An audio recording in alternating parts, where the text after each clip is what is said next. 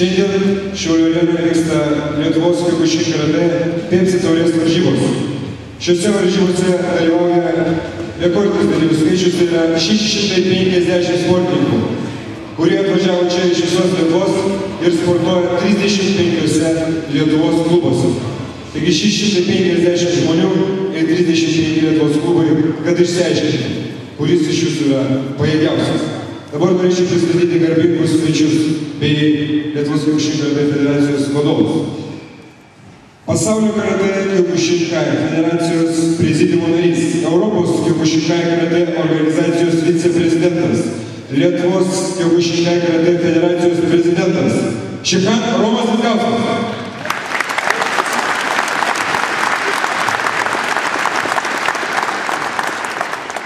Taip pat mūsų nauji draugai, tai yra Pepsi. Mes turime atstovą, kuris Kiokušin karatė užsiiminėja nuo 1988 metų.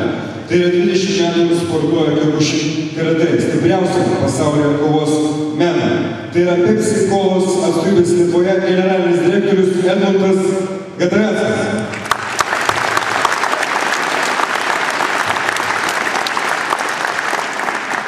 Taip pat norėtume pristatyti Lietuvos kiokušin karatė federacijos prezidiumo narius. Tai yra šeimininkų Šiaulių miesto tori klubo prezidentas, jaunių rinktinės treneris, trečio dano meistras Andrius Maziauskas.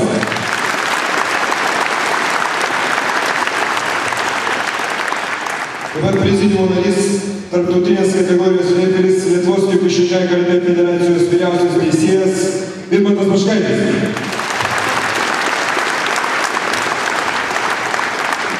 Taip pat Lietuvos kiokušin karatė federacijos prezidiumo narys, Tauragės miesto Taurus klubo prezidentas Gintaras Cezalenskis.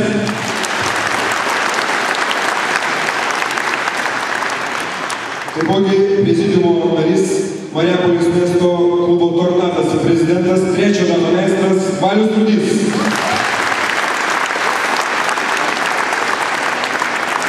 Taip pat federacijos prezidiumo narys, Vilniaus miesto klubo Saulės ženklas prezidentas, trečio dano meistras Paulius Kobadauskas.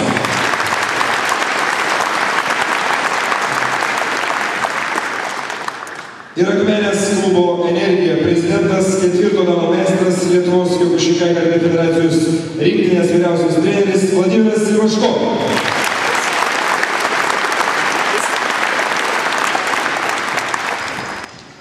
Ta pačia proga noriu įteikti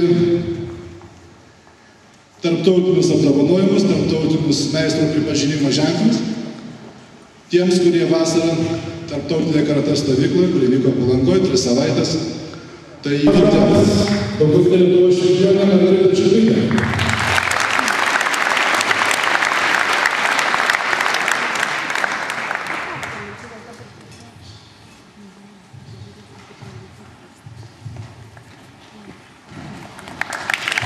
Pirmas danas Mindaugas Zabrauskas.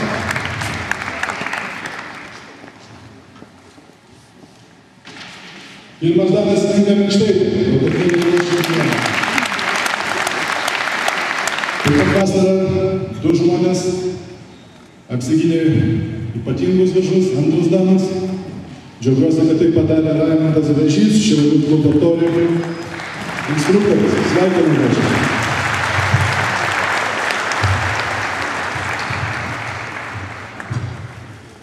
Ir ilgametė Lietuvos rinktinės narė, Lietuvos čempionė iš Marijampolės Atylė Lukanskaitė, antras danas. Sveikinu Atylė.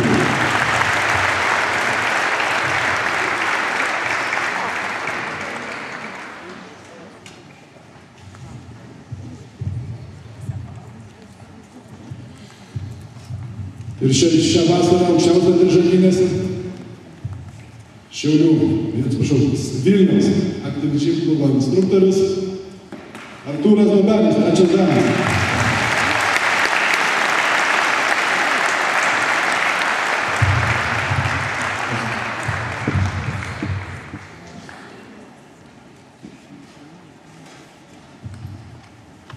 Edmundas Gadrackas.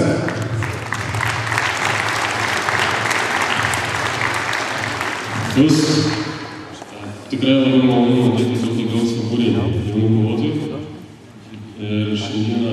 džiaugiuosi, jūs parodysit tai, ką daug kas sportavo, labiausiai moka. Ir tikrai norėčiau palinkėti visiems gražių, ištvermingų ir sąžiningų kovų. Ir tai, kad šiandieną esate čia stovite ant tatamio, manau, jau galite laikyti savęs nugalėtojais, kadangi bus ir laimėtojų, ir pralaimėtojų, tai, kad jūs čia jau jūs esate nugalėtojai. Tad sėkmės kovose bus. Prezidentas, jaunių rinktinės treneris, trečio galo meistras Andrius Macijauskas. Labai džiaugiuosi, kad Šiauliuose toks didelis gražus būrys vaikų, kad jūs atvažiavote iš visos Lietuvos, iš visų miestų ir visiems linkiu gerų startų, nesijaudinkit, jūs visi esate pasiruošę. O aš kaip šių varžybų vienas iš organizatorių skelbiu varžybas atidarytas ir visiems sėkmės. Os!